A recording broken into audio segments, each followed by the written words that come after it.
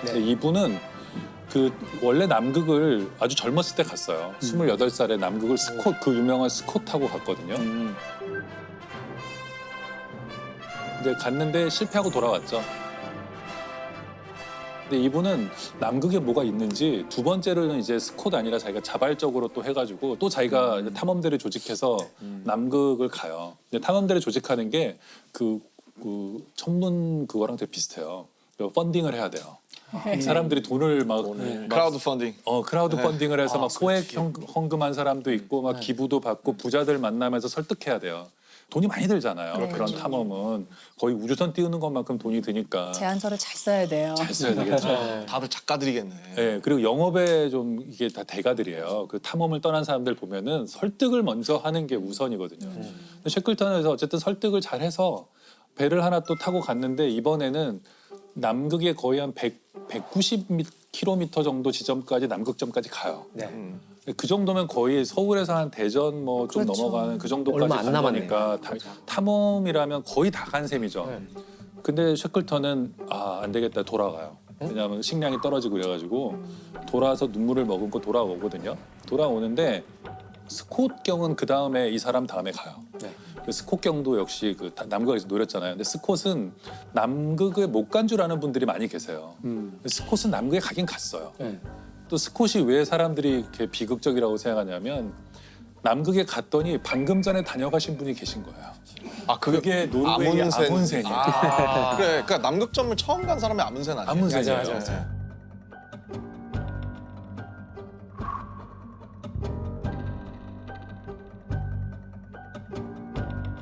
노르웨이한테 지다니 탐험하면 영국인데 그렇게 생각했기 때문에 또 달 탐사를 하듯이 박차를 가해서 우리 셰클턴은 그래서 뭐 이미 아문센이 정복을 했기 때문에 목표를 이제 또 펀딩을 받아야 되니까 또 가야 되니까. 우리는 횡단을 한다 이렇게 얘기했어요. 횡단.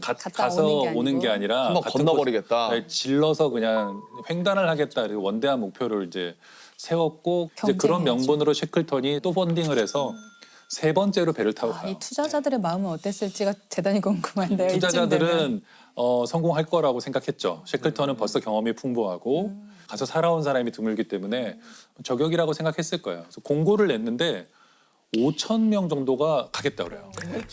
이배 같이 타겠다. 그 남극에 가겠다. 근데 뭐 요리사도 공고문을 필요하고. 뭐라고 썼어요? 셰클턴이 뭐 별말 안 썼어요. 그냥 남극점 갈 사람? 예, 뭐.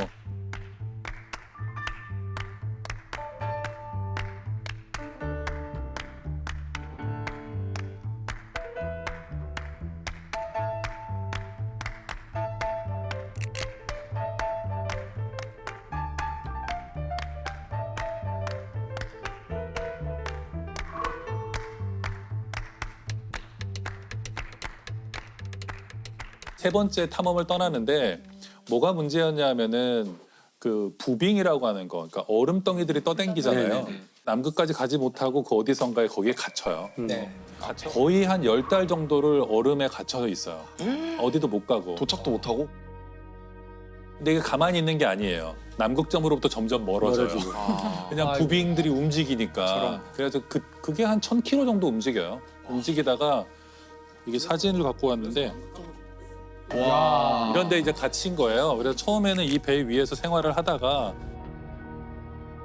10개월 정도 지난 어떤 시점에는 얼음들이 이렇게 조여오면서 배를 부셔버려요. 이 사람들은 결국 배를 버리고 배에서 나오는데 가장 가까운 사람이 살고 있는 전초기지까지 무려 한 1,900km 정도 떨어져 있어요. 1,900km. 여기서 제가 재봤더니 서울에서 몽골의 울란바토르까지 걸어가면 되는 거예요.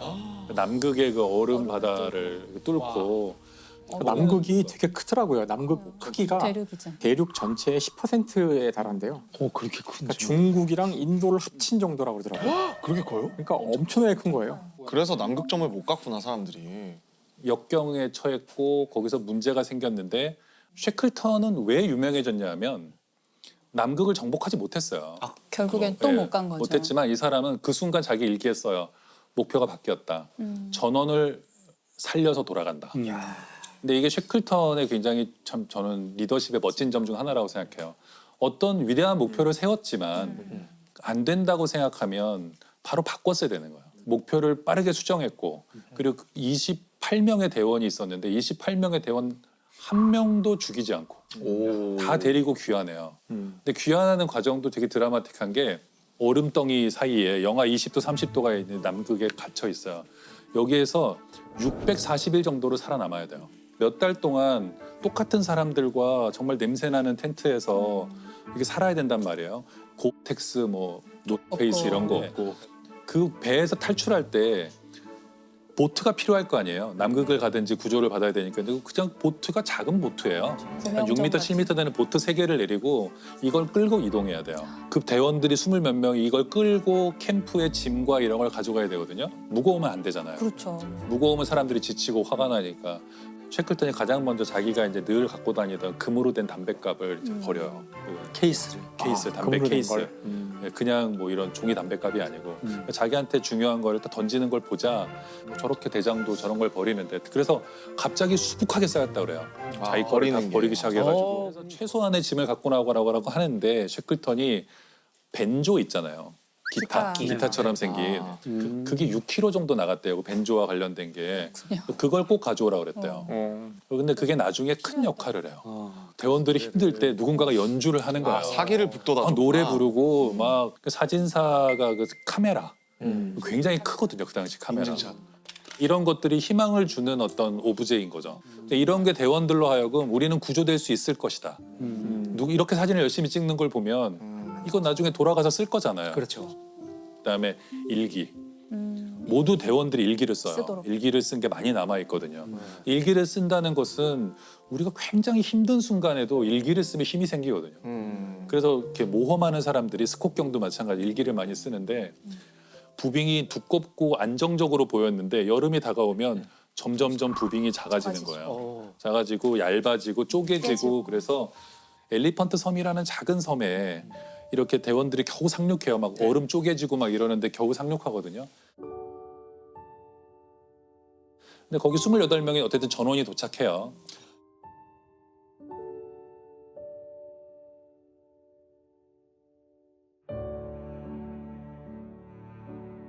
물론 자기가 가요. 네. 내가 가겠다 하고 6명의 이제 말하자면 결사대를 뽑죠. 이 아까 그 배를 타고 1200km를 배를 타고 갈 사람. 가는데 허리케인 수준의 바람이 분다고 나오거든요. 남극해에는. 저걸 근데 그걸 타고 뚫고 가서 그건 마치 화살을 쏴서 날아가는 어떤 그 새를 맞추는 거랑 비슷한 그런 항해인데 가겠다. 그 6명을 데리고 가서 결국에는 그 사우스 조지아 섬이라는 데 도착해서 배를 끌고 자기를 기다리고 있는 선원들한테 가거든요.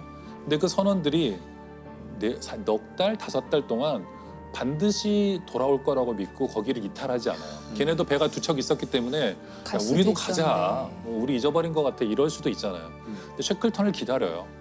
그래서 셰클턴이 돌아와서 이 사람들을 다 구하고 돌아가요.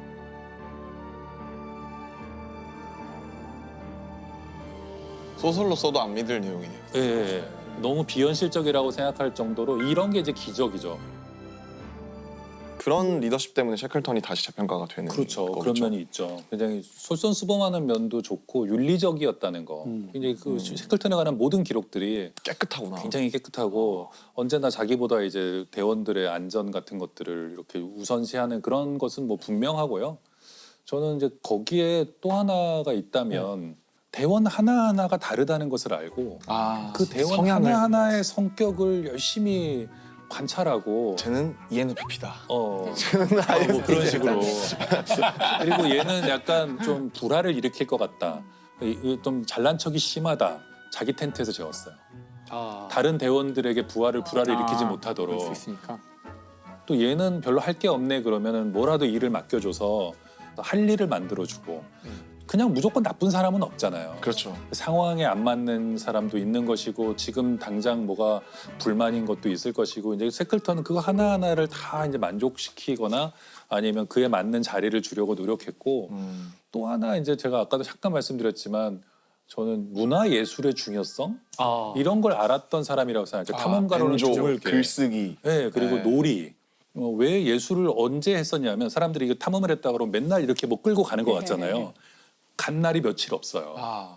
견디는구나. 견디는 거예요. 좋은 날이 오기를 기다리고 이럴 때 이걸 견디게 해준 게 이제 예술이고 그러니까 굉장히 힘든 상황이지만 연주하고 축구 경기 열고 그리고 뭐 음악 감상회 같은 걸 열어요. 축음기를 하나 또 갖고 갔거든요. 예, 예. 크리스마스든 뭐든 억지로 막 기념일 같은 거를 다 찾아서 만들어요. 그리고 표류한 지 1년째 되는 날도 기념해요. 우리 기념일. 좋은 날 아니잖아요. 조난 기념일. 네. 이런 거. 야, 우리 드디어 표류한 지 1년 됐다. 또 먹자 이래가지고는 그런데 그 먹다 보면 그런 생각이 들잖아요. 어쨌든 1년 동안 살아남았잖아요. 그렇지. 그러면 순간적으로 기분이 좋아지잖아요. 대원들이 일체감을 느끼고.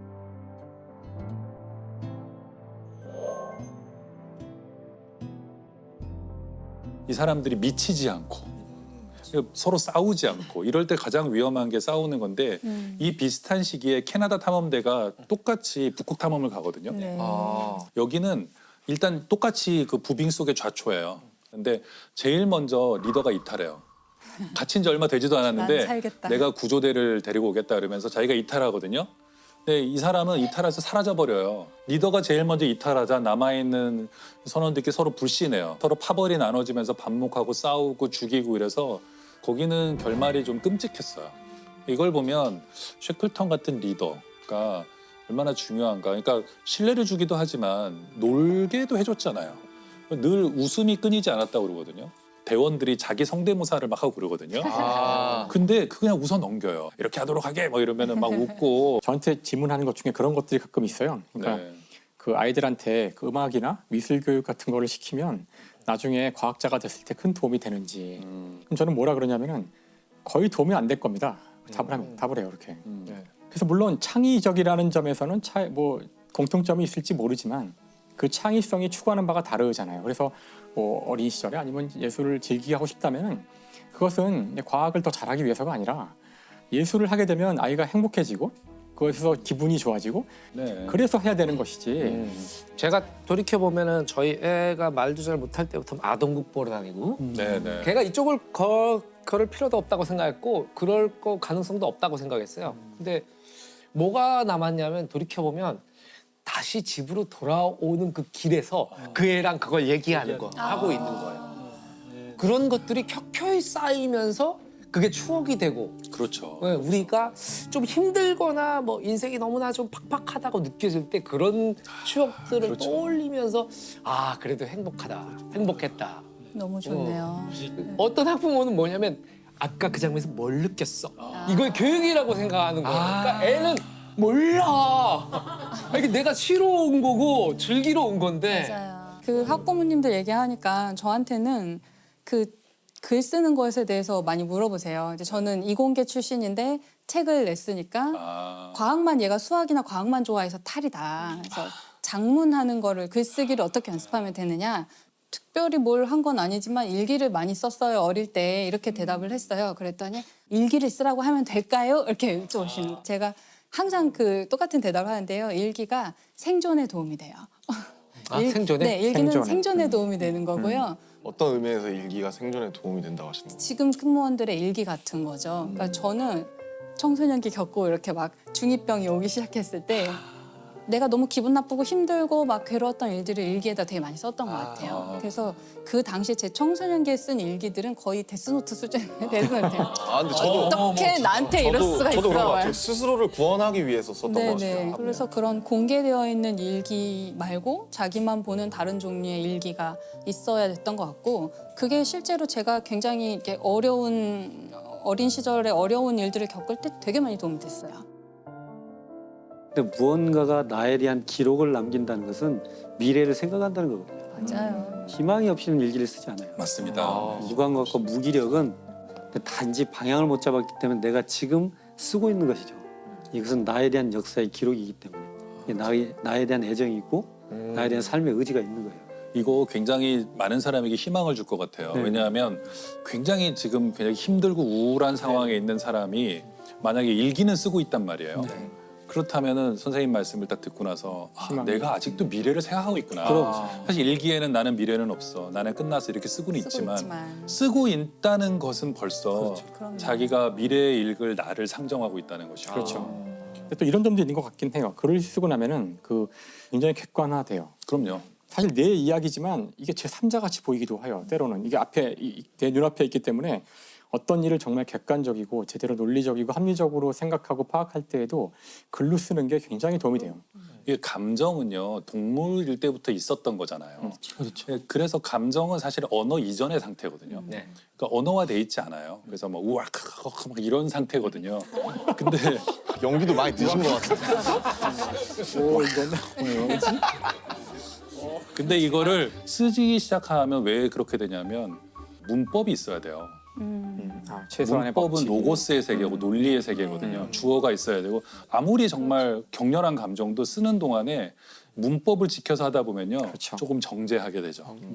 정리해 보면 어쨌든 셰클턴의 리더십과 그런 것들이 이제 발휘된 부분이었는데 리더의 덕목 2023년 버전 뭐가 있을까요? 저는 셰클턴 같은 사람이 필요하다고 생각해요. 왜냐하면 앞으로 상당히 몇 년 어려울 것 같아요. 되는 일이 별로 없고 불황이 올 것 같고 세계 경제도 어려울 것 같고 그럴 때 목표를 적절히 수정하고 그것을 구성원들에게 설득하고 견디자. 한 몇 년 견뎌야 될 수도 있다 이렇게 얘기하고 대신에 그걸 견딜 수 있는 여러 가지 즐거움을 제공해 주는 게 해주는 리더십. 저는 사실 또 한 가지 생각해 보면 누구나 자기 자신에게 셰클턴이 되어 주어야 된다고 생각을 해요. 그래서 내가 어려움을 겪었을 때 나를 적재적소에 잘 쓰는 거예요. 나가서 너무 답답하니까 나가서 운동을 하는 게 나한테 도움이 될 수도 있고 앉아서 랩을 쓰든지 노래를 부르든지 하면서 나를 안정시키는 게 지금 최고의 할 일일 수도 있고 지금은 공부를 하는 게 뭐 최고의 할 일일 수도 있잖아요. 그런 누구나 자기 자신의 그 상황에 맞게 자기 자신한테 셰클턴식의 리더가 돼주는 거 너무 중요한 시기일 좋은 것 같아요. 말씀이시네요. 사실 좋은 리더란 셰클턴 책을 처음 읽을 때 나와요. 그들은 그 부빙에 갇혔다. 이거 뭐 굉장히 위험한 상황이죠. 그들의 행운은 유일한 행운이죠. 셰클턴이 그들의 대장이었다는 것이다. 이런 리더를 만나는 건 정말 운명이 정해줘야 되는 일인 것 같아요. 전원 살려서 돌아간다. 그거 지켰잖아요. 낭만 있다 진짜 멋있다. 멋지다. 최고의 행운 셰클턴. 네. 네. 근데 너무 멋있다. 네. 최고의 영웅은 셰클턴이 대장이었다는 것이다. 네네. 그들에게 행운인 것은 셰클턴이 대장이었다는 것이다.